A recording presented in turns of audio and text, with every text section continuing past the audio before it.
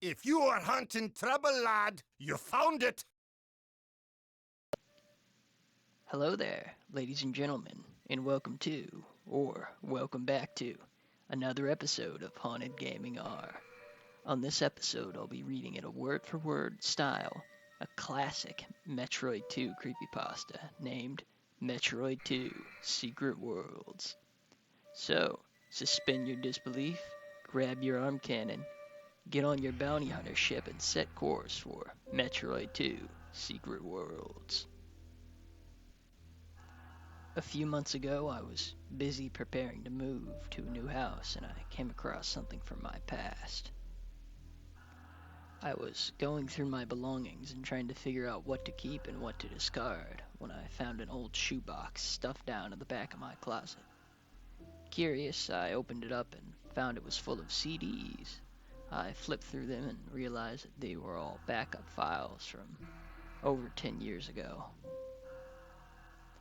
I remembered that this was how I used to back up stuff before external hard drives became affordable enough for me to just start backing up with them. So I stopped packing up and started checking out the CDs on my computer. They were mostly full of stuff I'd collected off the net, like MP3s, ROMs, and animated GIFs. Then I came across a CD that was labeled Conversations with Pawn. I stared at the CD with some reservation for a moment before loading it into my computer. The CD contained a bunch of images, a couple of audio files, and some text dumps from a message board. Looking over these files made me recall an incident that occurred many years ago. This was an incident that had slipped from my mind until I saw that CD again. Honestly, I was glad I had forgotten about it. It was a pretty freaky experience, and to this day, I still don't know what to make of it. It was 2004. I was in my last year of high school, and I spent most of my free time being an admin for an emulation message board. It wasn't a particularly taxing job. I was one of the 3 guys who were admins, and the board itself was pretty niche, so we usually didn't get a great deal of traffic. Back then, there wasn't the bot problems you'd find on boards and forums these days, and most of the time I just had to log in, check my messages, then browse through the forums to see if anyone was breaking rules or just being a dick. It was a pretty fun gig. I got the most enjoyment out of messing with particularly persistent trolls. Being an admin allowed me to change their avatars. I had pics of crying babies for such occasions for reference, or edit their post. I'd usually have them say stuff like, I suck, or I cry into my pillow at night, or my personal favorite, I left my brain in the womb. Basically, I used to get a real kick out of administration justice on the board. So, one night a new guy registered to the forum and created a thread called Need Help to Pull Apart My NES. The following is from that thread. Hi guys, I'm just wondering if anyone has any links to diagrams for the NES. I've been hunting around the internet for a while and I'm just having a hard time finding them. I've got an old NES that I want to pull apart and modify. There's a few resources you can look at here, link redacted. The site's a bit of a jumbled mess, but it should be a good place to start. Good luck. You can also check out this site, link redacted. They have a message board you can join up with and ask for advice. Thanks, guys. Geez, these diagrams and instructions really are complicated. Man, I hope I can get this to work.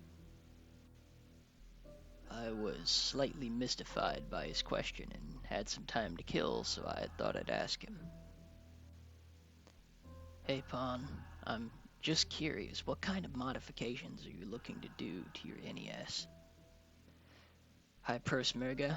As a kid, I used to play the hell out of NES games, but my NES broke down a few years back. I've got a Game Boy and want to rip the card reader out of my NES and attach it to my Game Boy. I guess since the Game Boy and NES graphics looks pretty much about the same, it should work? Oh wow, that sounds really bad. you'll probably just end up wrecking both systems. If you want to play NES games, why don't you just get an emulator? Hi, Persmega. Yeah, I thought about that. While I was trying to find diagrams for the NES, I kept finding emulation web pages, and that's how I stumbled across this site. I can't afford those card readers that you buy to hook up cartridges to PCs, though.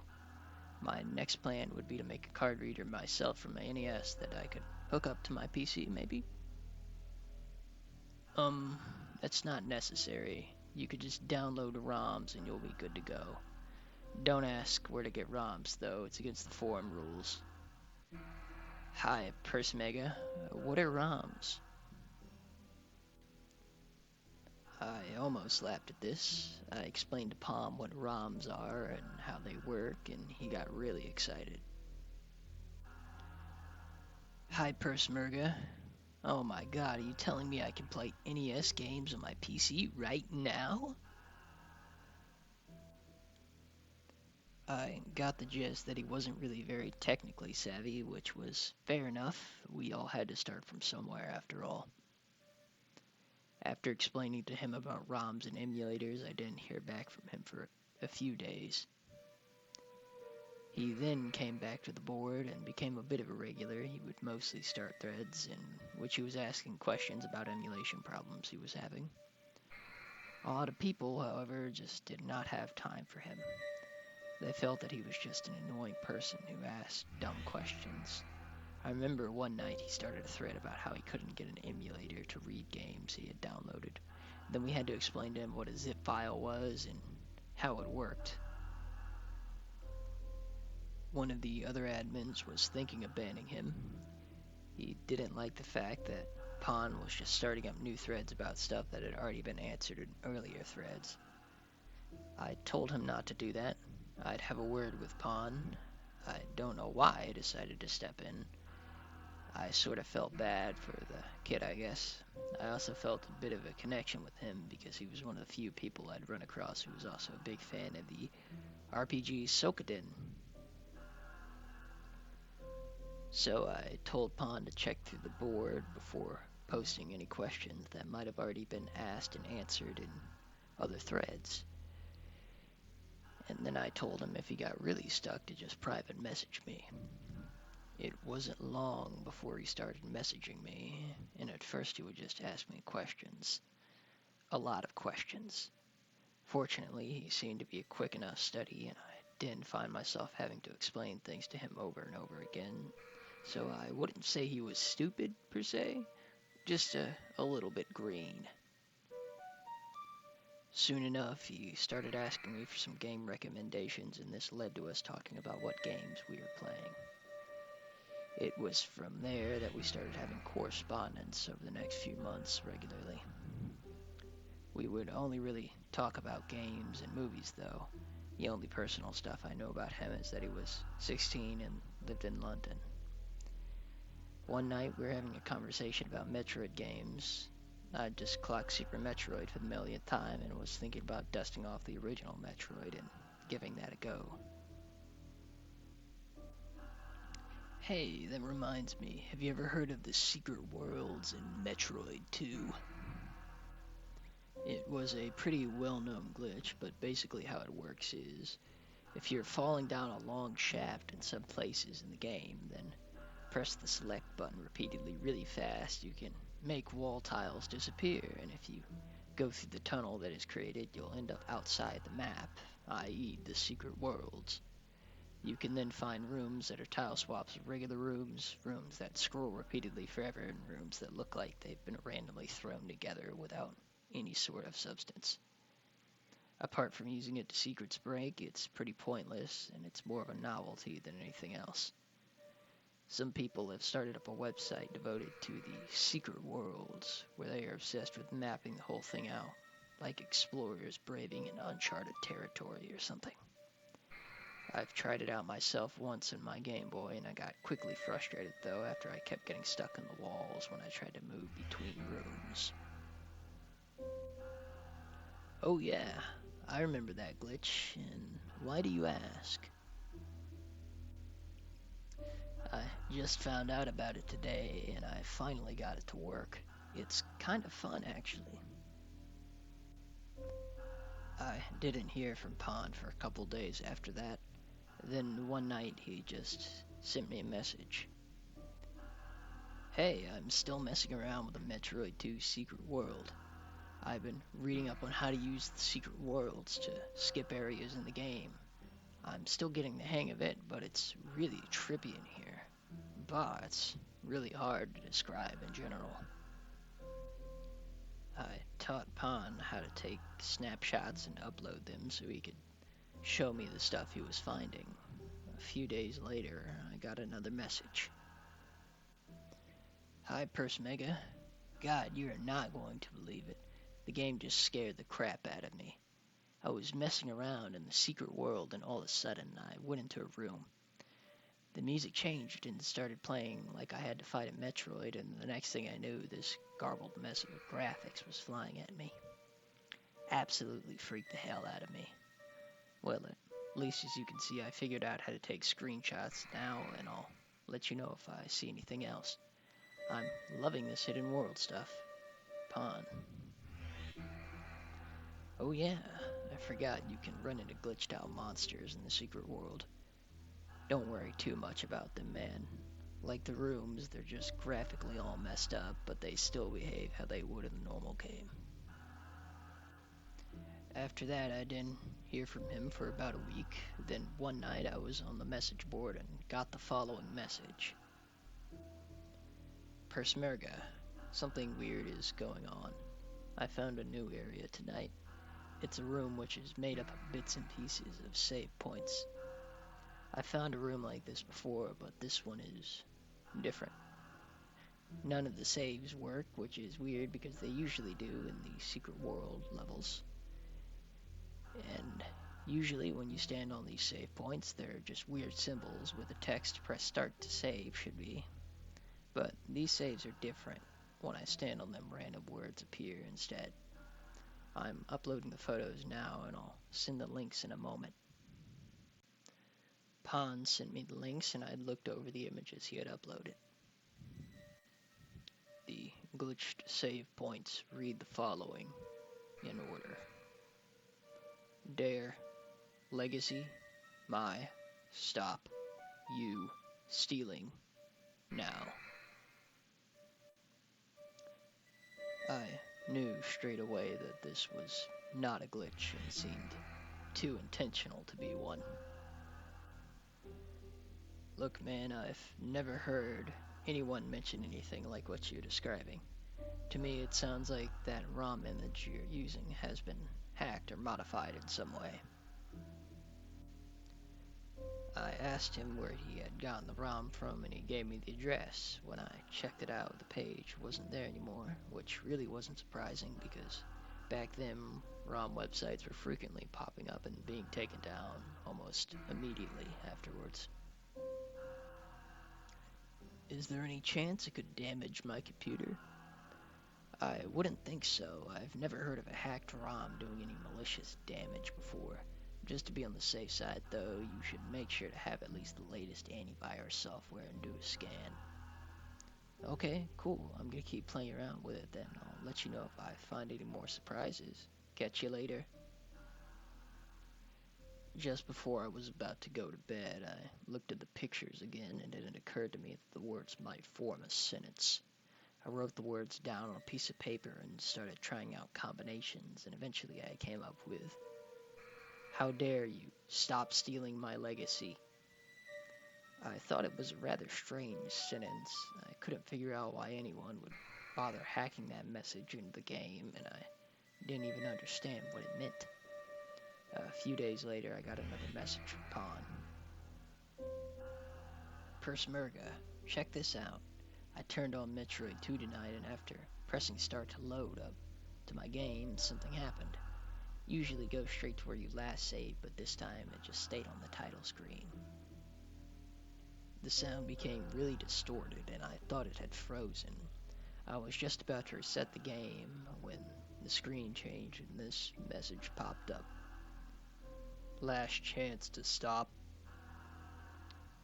Then this really weird sound started playing. I don't know, it's really hard to describe. Is there any way you can record sound out of an emulator? I want to try and capture it if it happens again so you can hear it. I wonder who did this hack. I keep thinking there must be some reason for it. If they even bothered to put this much effort, there must be more stuff to find. I'm gonna keep exploring and see what else I find. I taught Pon how to capture audio and gave him my email address. I told him to attach the file there if he did manage to record any sounds from the game. I thought about what Pon had described to me and had to admit I was pretty impressed by the hack. I also agreed with Pon's reasoning. If someone bothered to put this much effort in, then it was likely that they had done more. It was just a matter of finding it. Though I was surprised I'd never heard of this hack before, I started browsing through ROM hack sites trying to find the one that Pon was playing. I didn't have any luck, however, so I started asking around at a few IRC channels, but no one had found anything like that I was describing. The following night I was browsing the message board when I noticed a new private message. I saw it was from Pon and opened it up. Persmerga. Something extra freaky tonight in the secret world. I found myself in a room that looks like one of those rooms with the statues and an item, except the blocks were all wrong. I walked into the room and the music played that you hear right when you run into a Metroid, except there wasn't a Metroid in the room. I left the room back the way I came, and it was in a different spot than it was before. It was a passageway that just scrolls on endlessly, but the music is wrong. It didn't sound like anything in the game. I managed to capture the sound, and I'm about to email you the file. Okay, I'm just downloading the file now. Hey man, do you want to play some RA2 later? Sure, sounds like fun. Hang on a second, someone's knocking at my door. I'll be back in a moment. Cool. The audio file finished downloading and I listened to it while waiting for Pon to come back. I don't know what to make of it. I'd never heard a Game Boy make that kind of sound before. At first it just sounded like a foghorn, but then another sound started to play on top of the foghorn noise. The other sound did seem familiar to me somehow, but I couldn't quite place it. I found myself getting spooked, so I quickly closed the file. I got up and made myself a cup of coffee and a snack, and by the time I got back to my computer, 15 minutes had passed. Are you still there, man? I waited a few more minutes, but I didn't get any response from Pon. I got worried for a moment, and then I just figured that either a friend or family member had come by and he was very busy. So I surfed the net for a bit, did some admin duties, and checked my messages again. Pon still hadn't come back. I was pretty tired by that point, so I shut down my computer and went to bed. I got up early next day and checked to see if Pon had left me a message. He still hadn't gotten back to me. I headed off to school and didn't get home till the evening.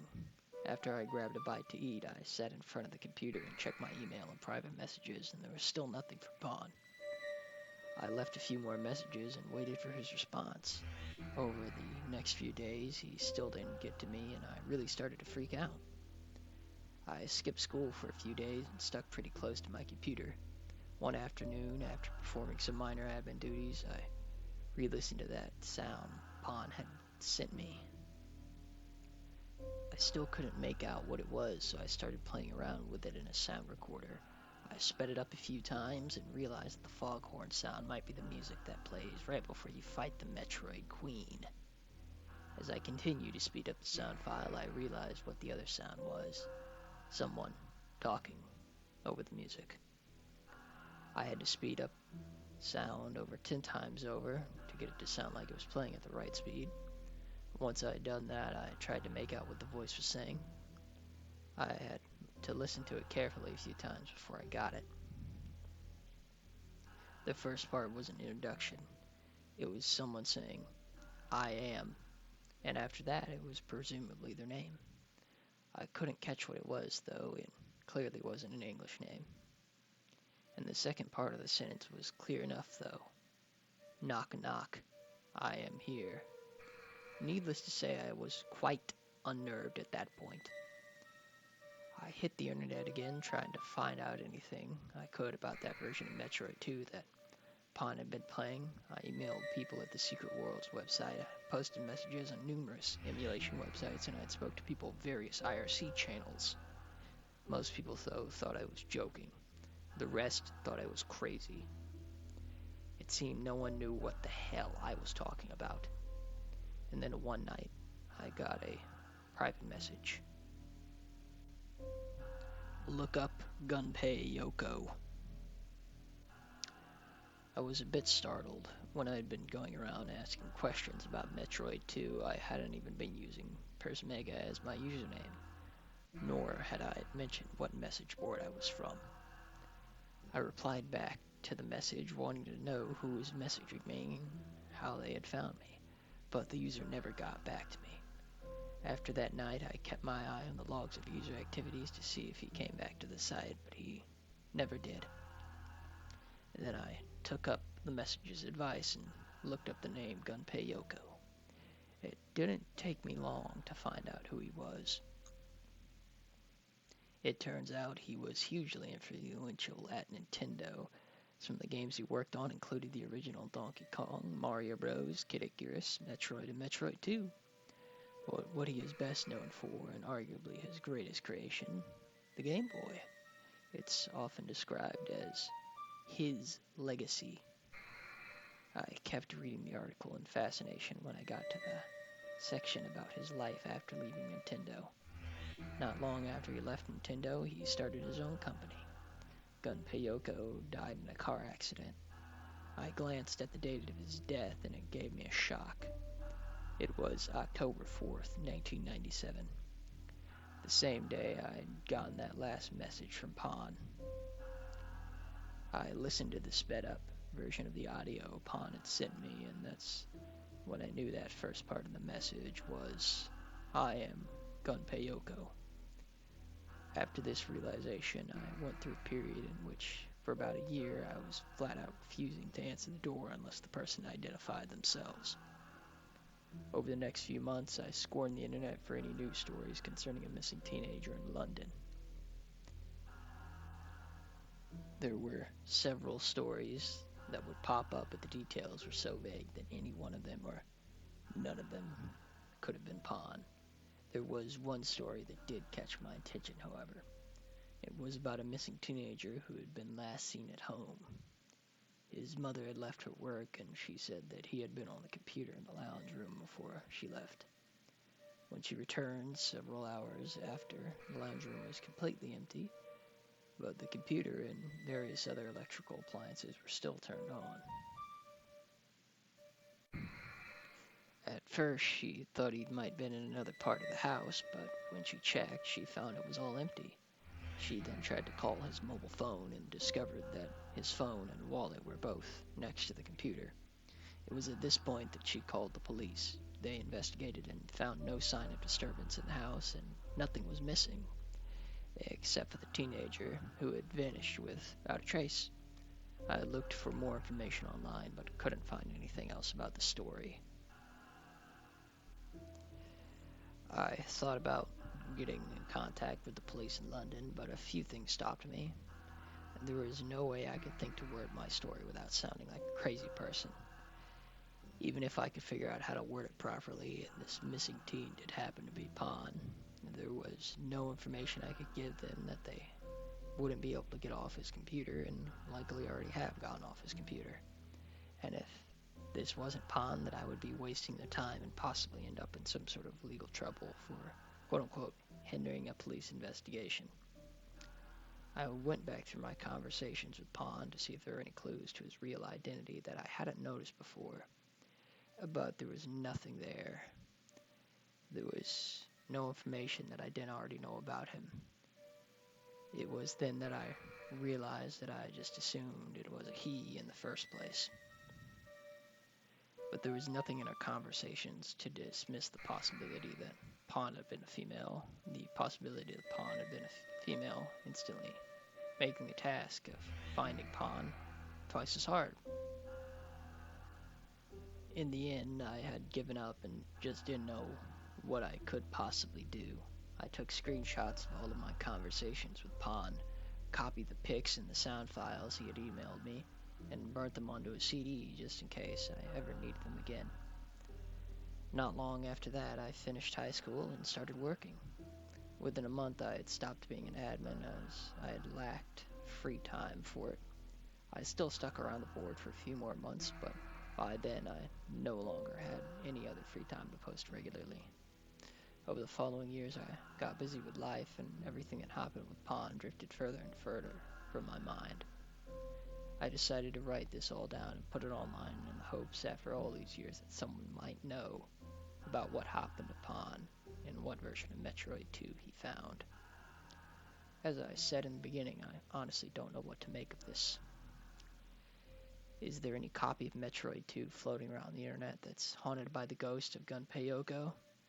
And if you have the misfortune to stumble across it, and he does come to your door angry that you dare to defile his legacy, I try not to think about it much. When it does cross my mind now, I like to imagine the whole thing was an elaborate hoax perpetuated by Pon, that he had set the whole thing up months in advance. He had created the images and audio files, and he came onto the message board pretending to be a technically inept teenager when he was really brilliant with a computer. He was user 12345, and he was the one who told me to look up Gunpei Yoko. I'd like to imagine that he is out there somewhere still laughing about the wonderful joke he pulled on a completely random person all those years ago. Sometimes I can almost convince myself it was in fact just a hoax. I think that's how I was able to get sleep at night months later after I lost contact with Pon. And I think that telling myself that it was all a hoax is now going to come real in handy on those restless nights in the days to come after recounting these events. Well, that, ladies and gentlemen, was Metroid 2 Secret Worlds, a story about a strange glitch in the ghost of a vengeful creator, angry at somebody daring to emulate his legacy. An honestly great and well-crafted story and images, too. Tell me what you thought about the story in the comments and suggestions for future episodes, too. And this is going to be another little end cap section. You can just leave the video if you don't really care about this. But basically, my plans in the future are, I'm obviously going to make more of these videos and introduce some variety videos, too. And probably upload these onto YouTube eventually. If you're watching this from YouTube, then hi, how you doing? I posted these on Rumble originally. I'll probably link that in my About Me on the YouTube page if you're just curious to see some of the Rumble exclusive videos too. And basically, I just having a hard time finding motivation to make videos. And obviously, you don't have to pity me or anything. This isn't about that. Just to explain to you guys, because I have a major depressive disorder, and it's hard for me to even find motivation to get out of bed most days. Well, basically expect more videos soon, because I'm getting back into the swing of things, and I want to actually put more videos out there. Some like live action stuff, like some stuff related to game miniatures, like Warhammer, stuff like that, 3D printing, miniature painting, hobby stuff. And probably some regular gameplay videos too, or things of the sort. But the main bread and butter will be the narrations, because I just like doing them. Like bringing people back to nostalgia. I really do appreciate the small amount of support I've garnered so far. I think you guys are the best for doing that, for giving me your time of day, and especially the 3 people who followed me. And once again, thank you. Thank you for watching. And till next time on Haunted Gaming R. Bye.